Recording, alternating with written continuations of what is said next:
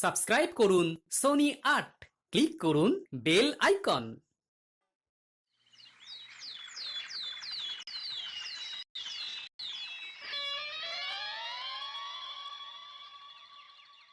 আহা, আমের গন্ধে না পেটটা বড়ই খিদেতে মোচড় দিচ্ছে গিন্নি। তাই বলি, ওরকম পাকা চোখে পাকা আমের দিকে তাকিয়ে আছো কেন?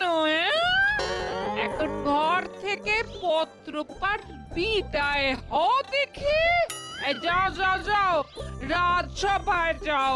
সারাদিন শুধু খাই খাই খাই। ওহ, আজকে তো রাজবাড়িতে ভোজ। যাও না, তৈরি হয়ে নাও। ওহ, তুমি তো আম কেটে দিলে না, যাক রাজবাড়ি গিয়েই খাবো বৈদ্যর বাগানের আম। পেটটা ঠিক থাকলেই হয়। ওহ, দেখো মা, দেখো। ওহ,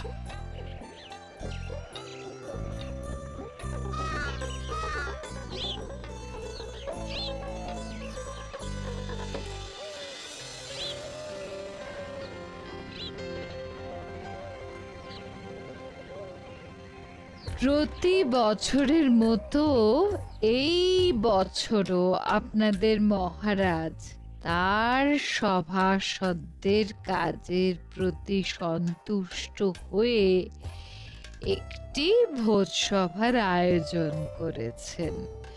সকলে পেট ভরে খাবেন, কেউ কোনো লজ্জা করবেন না কিন্তু।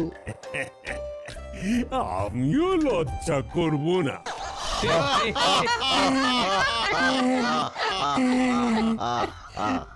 লজ্জা তো নারীর অলংকার, আপনি কেন লজ্জা পাবেন? গোপাল, তুমি একটু খাওয়ার সময় মহারাজের দিকে নজর রেখো। ওনার যে বয়স হচ্ছে, উনি সে কথা ভুলেই যান। তুমি মহারাজের পাশেই বসো গোপাল। রানী, অনেক হয়েছে, আর হাতে হাঁড়ি ভেঙো না তো। এবারে গরম গরম লুচি, আলুর দম, রসগোল্লা, কালো জাম আর ভালো আম দিতে বল।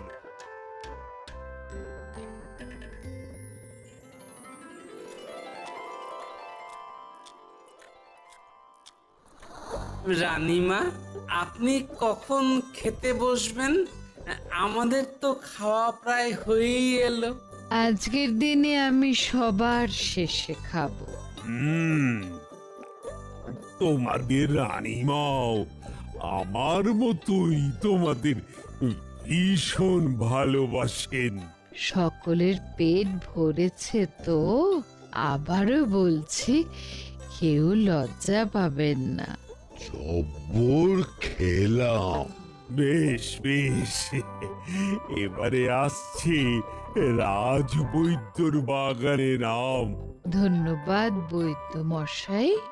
আমাকে লজ্জা দেবেন না রানীমা। তা মহারাজ, আপনার বাগানের আম আমরা কবে খাবো? আহ, আপাতত বৈদ্যর বাগানের আম খাও। তবে হ্যাঁ, আমার বাগানের আমগুলো পাড়ার ব্যবস্থা করতে হবে। মহারাজ, আপনি আম পাড়ার দায়িত্বটা আবার মন্ত্রী মশাইকে দেবেন না। তাহলে কিন্তু একটা আমও আপনি পাবেন না, সব উনি বেচে দেবেন। আমি বেচলে তো তাও সেটা তো বাজার মারফত সাধারণ মানুষের পেটে যাবে। আর তুমি আম বাগানে গেলে তো সব আম তোমার একার পেটেই চলে যাবে গোপাল। আচ্ছা আচ্ছা, হয়েছে হয়েছে, থামো তো সবাই। এবার চলো মন ভরে সবাই বৈদ্যর বাগানের আম খায়। কে আছো? আম নিয়ে এসো।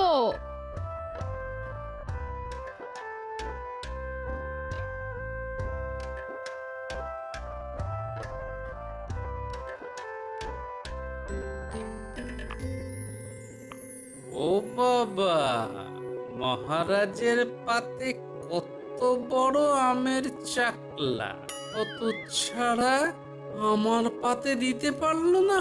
আহ আহ কি মিষ্টি আম গো বৈদ্য, হ্যাঁ? খান খান, সবাই মন ভরে খান।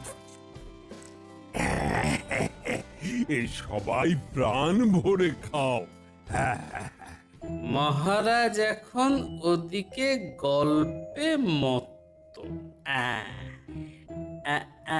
আমার ছোট আমটা মহারাজকে দিয়ে ওনার বড় আমটা আমি তুলে নেব। আমগুলো সব খেতে লাগছে চিনির মতো মিষ্টি। এক সে বড়কর এক আম, সব বৈদ্যের বাগানের সৃষ্টি। নিন নিন নিন, এবারে মহারাজ আম খান, আম খান। আমটা আমায় অদল বদল করতেই হবে। ওহ ভগবান, আজ তোমার পরীক্ষা দেখি। মহারাজ ওদিকে তাকিয়ে এই সুযোগে আমটা বদলা বদলি করে নি।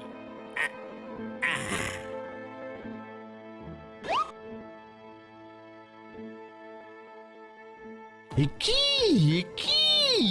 হ্যাঁ, গোপাল আম চুরি করে নিচ্ছে, তাও আবার মহারাজের পাত থেকে। দাঁড়াও দাঁড়াও, এবার গোপাল তোমাকে আমি দেখাচ্ছি, দাঁড়াও। আহ আহ বেশ, ভালোই মিষ্টি আম। তাহলে সবাই এখন যে যার বাড়ি গিয়ে ভাত ঘুম দাও। মহারাজ, আপনার পাত থেকে বড় আমটা গোপাল চুরি করলো, বুঝতে পারলেন না? গোপাল চোর! আগে আম চোর। আমচোর? তাহলে মন্ত্রী কি আমায় দেখে ফেললো নাকি? এই সেরেছে, তাই হবে। ভগবান, তুমি আমাকে পথও দেখালে আবার ফাঁসিও দিলে। এ কেমন লীলা তোমার! গোপাল আবার কখন আম চুরি করে? আমি তো নিজের পা থেকেই আম খেলাম। একটু আগেই আপনি কথা বলতে ব্যস্ত ছিলেন, সেই সুযোগে আপনার আমের বড় টুকরো চাকলাটা সরিয়েছে। কিন্তু আমার আমের চাকলাটা তো ছোট ছিল। সেটা তো গোপালের হাতের খেলের জন্য হয়েছে। মহারাজ, সে নিজের পাতের আমের ছোট টুকরোটা আপনার পাতে রেখে আপনার পাতের বড় টুকরোটা নিজে নিয়ে নিয়েছে। সে কি? এই গোপাল, এসব কি শুনছি? বুকের পাটা থাকলে স্বীকার করো গোপাল।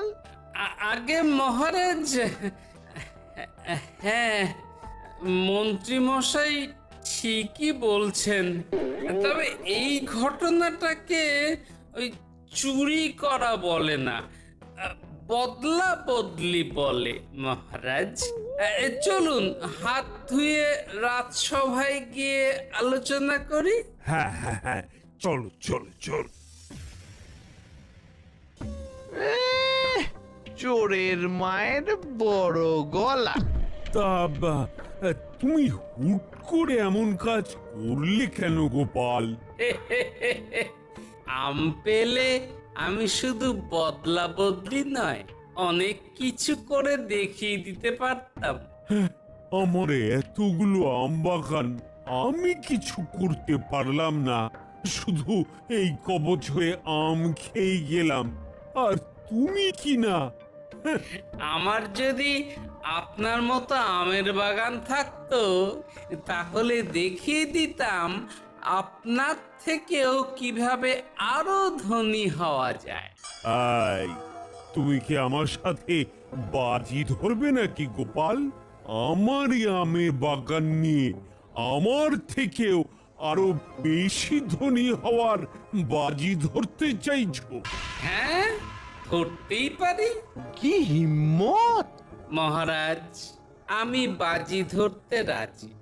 আপনি আমায় শুধু আপনার আমের কখানা বাগান দিন, দেখবেন আমি আপনার থেকেও অনেক বেশি বিত্তবান হয়ে গেছি। কি এত বড় কথা? ও মন্ত্রী, কি করব বলো তো? মহারাজ, গোপাল 7 জন্মেও আমের বাগান নিয়ে আপনার থেকে ধনী হতে পারবে না। ও খালি আম চুরি করতেই পারে। তাহলে বাজি ধরতেই পারি, কি বলো মন্ত্রী? আমি বলছি, চোখ কান বুঝে বাজি লড়ুন মহারাজ, চোখ কান বুঝে। বেশ গোপাল, আমি বাজি ধরছি।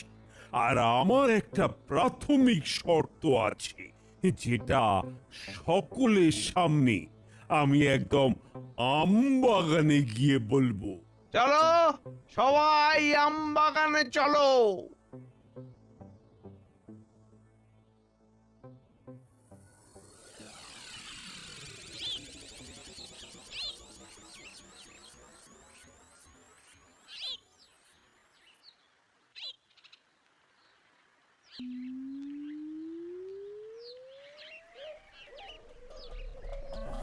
সকলের সামনে আমি আমার এই দক্ষিণের এবং ওই দিকের পূর্বের আমবাগান গোপালকে 3 মাসের জন্য অর্পণ করলাম।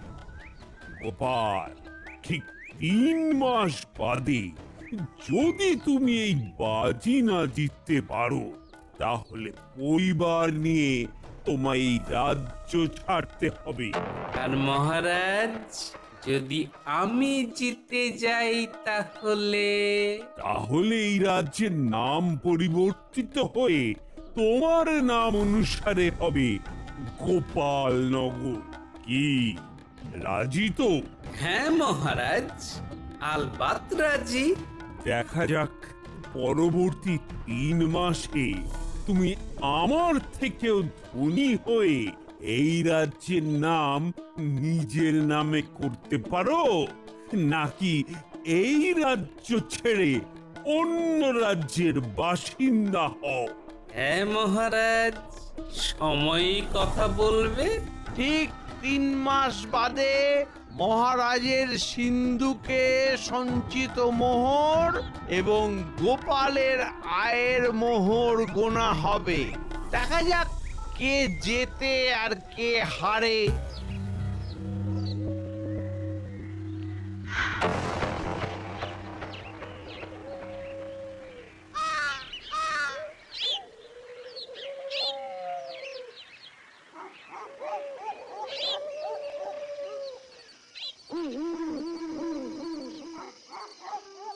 গিন্নি, ও গিন্নি, বাজি তো ধরে নিলাম, জিতবো তো? দেখো, জিতবে কিনা জিতবে সেটা আমি জানি না, কিন্তু তুমি যে বাজি ধরার সাহসটুকু দেখিয়েছ তাতেই আমি খুশি। হ্যাঁ হ্যাঁ, চেষ্টা তো করি। মাথায় একটা মোটামুটি পরিকল্পনাও করে নিয়েছি, বুঝলে? কাল থেকে লেগে পড়ব। গিন্নি, তোমাকেও কিন্তু এই লড়াইয়ে আমার সাথে সাথ দিতে হবে। এ তুমি না বললেও পাশে থাকবো, হ্যাঁ, আর বললেও পাশে থাকবো। তুমি আমার বড় ভরসা গিন্নি।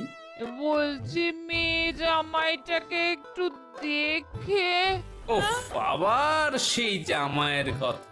আচ্ছা আচ্ছা, বুঝেছি। বলছি, এই কালকে কি তোমার সাথে ন্যাপলা গুলটেরা আম বাগানে যাবে নাকি? হ্যাঁ, ওরা তো আছেই। এছাড়াও আরো কিছু জনকে ডেকে নিয়েছি বুঝলে। দুখানা বাগানের আম পাড়া কি চারটিখানি ব্যাপার।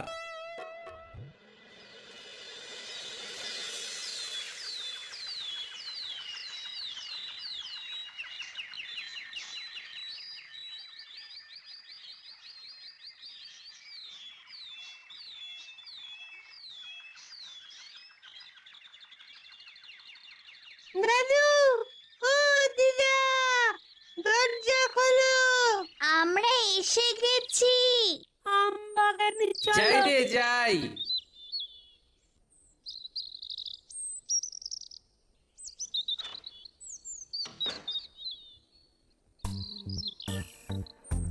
দাদু, তোমার কথা মতো আমাদের সবার জন্যই আম পাড়ার আঁকশি দেওয়া লাঠি এনেছি। ভালোই হবে, সবার হাতে একটা করে লাঠি থাকবে। দাদু, তুমি যে বললে আমগুলো পেড়ে আমাদের আরো বেশ কিছু কাজ আছে, কই কি করতে হবে সেটা তো বললে না। এই হ্যাঁ, তুমি তো আমাকেও বললে না। আম নিয়ে কি পরিকল্পনা আছে তোমার মাথায়? বলছি সব বলছি। আমরা দুটো বাগান থেকে মোট যত আম পারবো তার ভেতরে কিছু আম শহরে বিক্রি করে দেব, কিছু আম নিয়ে চপের দোকান দেব, এই আমের চপের আর কি। আর কিছু আম নিয়ে আমের শরবতের দোকান হবে। তারপরে বাকি যা আম থাকবে সেগুলো নিয়ে আমার অন্য পরিকল্পনা আছে। সেটা আবার পরে বলবো, এখন নয়। এখন সবাই চলো আগে গিয়ে আম পাড়ি।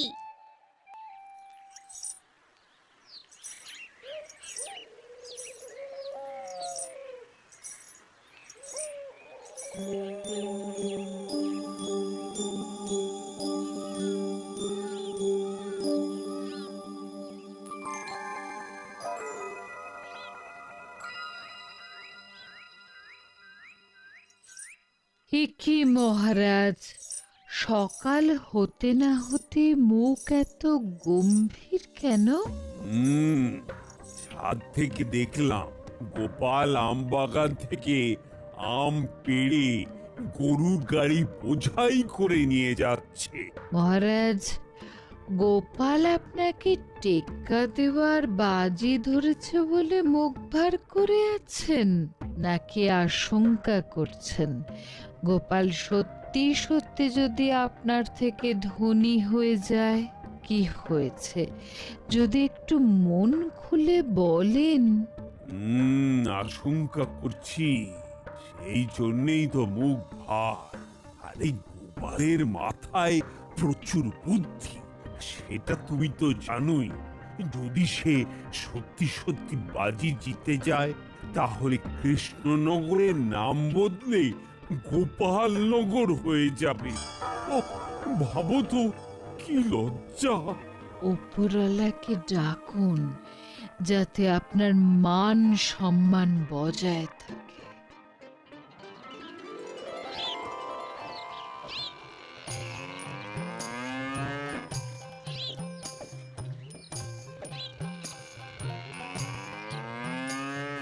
গিন্নি, ও গিন্নি, মাত্র 8 গাড়ি বোঝাই আম এনেছি, একটু ধুয়ে দাও না। মা, বাবা, টুকি, আমি আপনাদের বাড়িতে একটু ঢুকি। এই কে কে কে রে?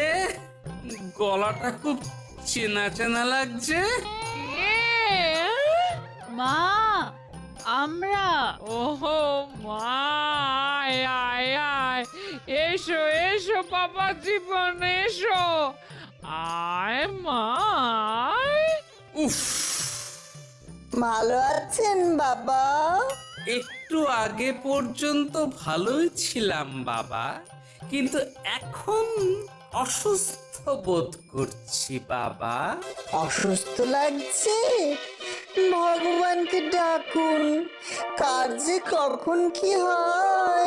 মনে হচ্ছে ঠিক সময়ে এসেছি। কি কি বললে? আর তোমরা এখন এইখানে?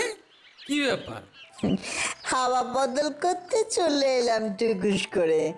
কদিন থেকে তারপর যাব বাবা। দেখো তোমার কদিন যাতে আবার বেশি দিন না হয়। বাবা, এই দালানে ভর্তি আম যে, কি ব্যাপার? আমি কি একটু খাবো? না বাবা, এইগুলো খাওয়ার জন্যে নয়। বাবা, একটু বলো না কি হয়েছে? আসলে মা, আমি মহারাজের সাথে বাজি ধরেছি বুঝলি। বলেছি ওনার থেকেও ধনী হওয়ার ক্ষমতা আমার আছে। বলেছি ওনার বাগানের আম নিয়েই আমি আমার ক্ষমতায় অনেক কিছু করে ওনাকে ধনী হয়ে দেখাবো। ও, বুঝেছি। তা এগুলো ওনার বাগানেরই আম, তাই তো? হ্যাঁ মা, এই আমগুলো নিয়ে কিছু শহরে বিক্রি করব, কিছু আম নিয়ে শরবতের দোকান দেব, আর কিছু আম নিয়ে আমের চপের দোকান খুলব। তারপর অবশিষ্ট আমগুলো দিয়ে আম তেল, আমের আচার, আম সত্ত্ব। বাবা, এইগুলো করতে অনেক লোক লাগবে তো। তারপর 1-2 দিন অন্তর অন্তর আরো আম নিশ্চয়ই আসবে। হ্যাঁ মা, আম তো আসতেই থাকবে। তারপর ছাড়াই বাছাই ধোয়ার ব্যাপারও আছে। এদিকে অত লোকও নেই। কি যে হবে তাই ভাবছি বুঝলি। কিচ্ছু ভেবো না বাবা, আমি আছি, তোমার জামাই আছে, ও সব আম ধোয়া বাছা করে দেবে। আমি এখন আম ধোবো? শুধু আম ধোয়া নয়, অনেক কাজই করতে হবে। চলো। যাক, ভগবান মুখ তুলে চেয়েছেন।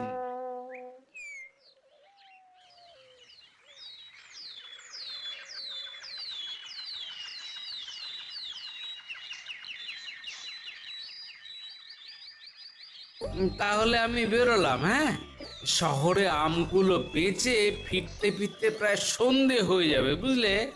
আমিও তাহলে আমের শরবতের ঠেলা গাড়ি নিয়ে বেরোচ্ছি। আমি আর জামাই তাহলে বিকেলের দিকে আমের চপের দোকান খুলতে যাব। হ্যাঁ, সবাই সাবধানে থেকো। মনে রেখো, এই লড়াইটা আমাদের মাস 2-3 ধরে করতে হবে। আমরা কখনোই ব্যবসার থেকে অর্জিত টাকা নিজেদের কাজে লাগাবো না। যা রোজগার হবে তাই দিয়েই আবার ব্যবসার মূলধন অর্থাৎ আম কিনবো। মহারাজ ভেবেছেন তুমি একা কি করবে? এখন আমরা সবাই সবাই তোমার পাশে আছি। হ্যাঁ,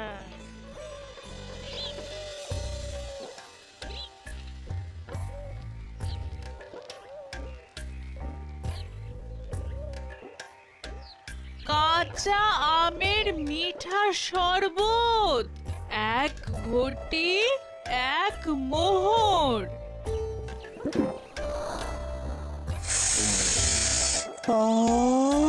কি দারুণ চপের গন্ধ, খেতে ইচ্ছে করছে। রসে ভরা দারুণ আম, 5 মোহরে 1 সের।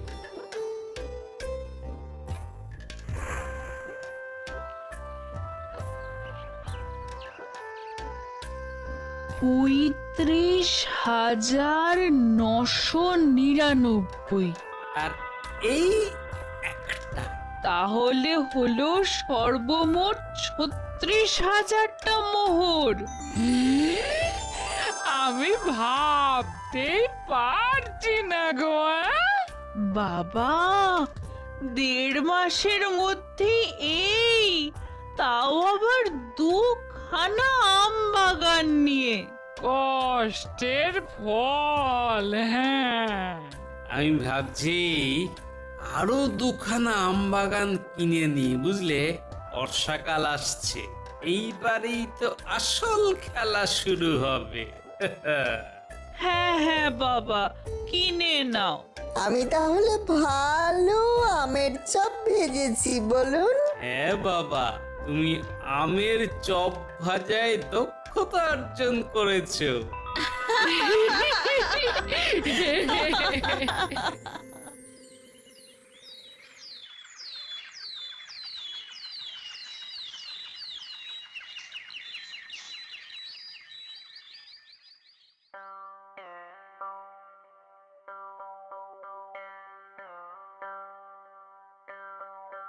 কি ব্যাপার গোপাল, এখন রাজসভায় যে? কি ব্যবসা লাটে উঠলো নাকি? আগে না মন্ত্রী মশাই, মহারাজ, আমি আপনার থেকে দুখানা আম বাগান কিনতে চাই। কি? আম বাগান কিনবে? হ্যাঁ, এত সমৃদ্ধি হয়েছে তোমার? এই মন্ত্রী, আমার মোহর কোনো তারপর গোপালেরটাও গুনবে। 3 মাস হতে পারলো না, এখনই কিনা বাগান কিনতে চায়। মোহর তো গোনাই আছে, আর কত আছে সেটা একটা কাগজের মধ্যে লেখাও আছে। আমি এক্ষুনি সিন্ধুক থেকে নিয়ে আসছি।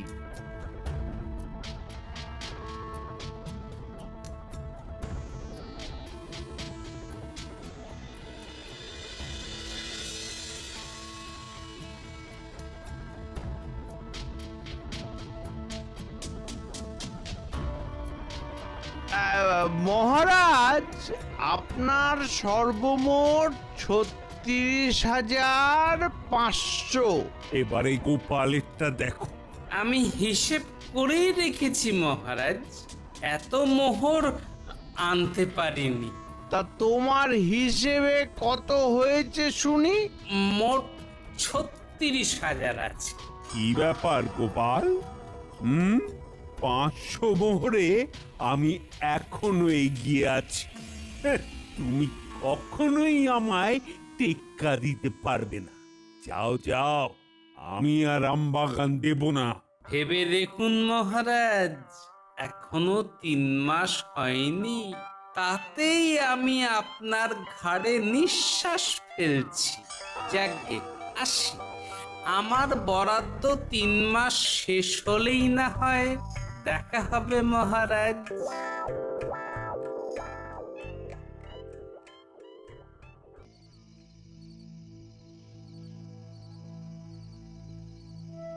কি ব্যাপার গিন্নি, সারা বাড়ি অন্ধকার করে বসে?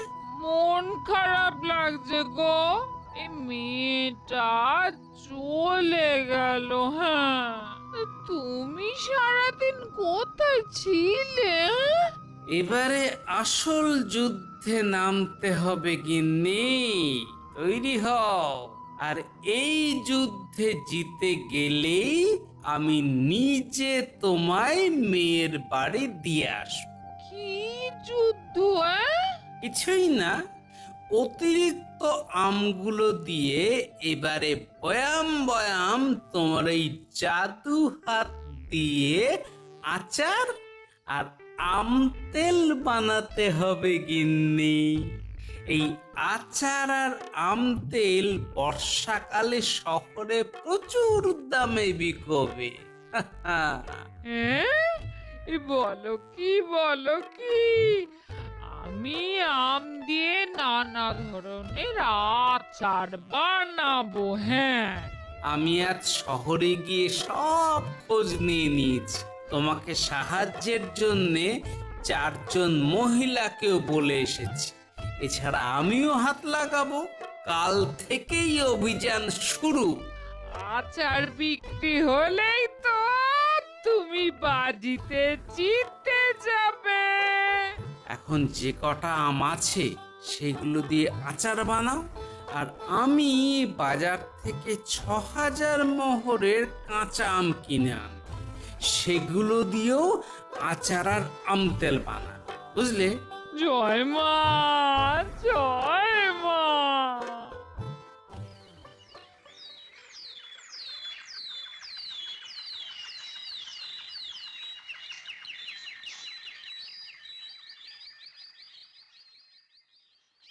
কি ব্যাপার, গোপালের মুখে এত হাসি যে? আগে বিজয়ের হাসি। গোপাল, এত স্পর্ধা, এত আত্মবিশ্বাস ভালো নয়। মাঝে মাঝে আত্মবিশ্বাসটা প্রকাশ্যে আনা ভালো মহারাজ। গোনা শুরু করো খাজাঞ্চি, আগে আমারটা করো, জোরে জোরে গুনবে। এই মন্ত্রী, তুমি খেয়াল রাখো। 1 2 3 50,000। মহারাজের সর্বমোট 50,000 মোহর। এবার গোপালেরটা গুন। চিন্তা নেই খাজাঞ্চি, চিন্তা নেই। তোমায় 50,000 অব্দি এবার গুনতে হবে না।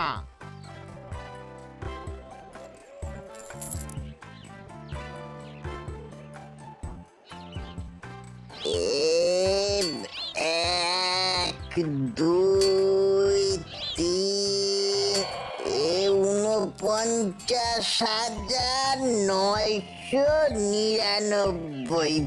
কি হলো খাজাঞ্চি, সব মোহর শেষ তাই তো? জানতাম গোপাল হেরে যাবে। আমি তো বলেই ছিলাম মহারাজ। মহারাজ, মোহর এখনো শেষ হয়নি, এখনো থলিতে 10টা মোহর আছে।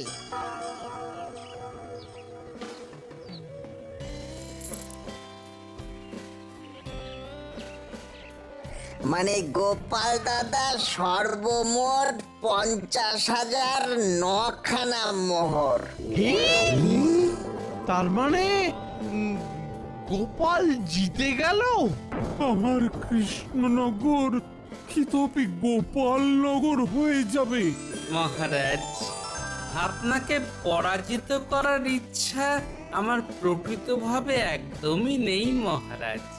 আমি শুধু এই কাজটা করেছি আপনাকে এইটা বোঝানোর জন্যে যে প্রকৃতি আমাদের কাছে তার প্রাকৃতিক সম্পদ ঢেলে রেখেছে, অথচ আমরা বুদ্ধিমান মানুষ হয়েও তা কাজে লাগাই। দেখুন মহারাজ, আপনার কাছে আম বাগান আছে, আপনি চাইলেই আপনার বাগানের আম দিয়ে ব্যবসা করে আরো ধনবান হতে পারতেন, কিন্তু আপনি তা করেননি। সেখানে আমি একজন সাধারণ প্রজা হয়ে খেটে ব্যবসা করে আপনার থেকে 9টা মোহরের বেশি মালিক হয়ে আপনার থেকেও ধনী মহারাজ। সুতরাং শুধু বুদ্ধি থাকলেই হয় না, সেই বুদ্ধিকে সঠিক খাতে কাজে লাগানোটাই হলো আসল বুদ্ধিমানের পরিচয়। তার সাথে ইচ্ছাও থাকতে হয়। এই, কে বলল রে মন্ত্রী? দাঁড়াও মন্ত্রী, তোমার হচ্ছে। আয়, কে আছিস? কারাগারটা খোল। আজ ওর উস্কানিতেই আমি বাজি হারলাম।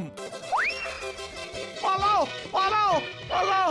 মহারাজ, আমার ঘাট থেকে শুধু 3 মাস আগে আপনার পাত থেকে আম অদল বদল করার দোষ মকুব করে দিন মহারাজ। বেশ বেশ, সব মকুব। এবার বেটা মন্ত্রীকে আমি আচ্ছা করে ধোলাই দেব। মন্ত্রী দাঁড়াও, দাঁড়াও মন্ত্রী। আয় আয় মন্ত্রী, দাঁড়াও দাঁড়াও দাঁড়াও মন্ত্রী। For more updates, subscribe to our channel, click the show links and enjoy watching the videos.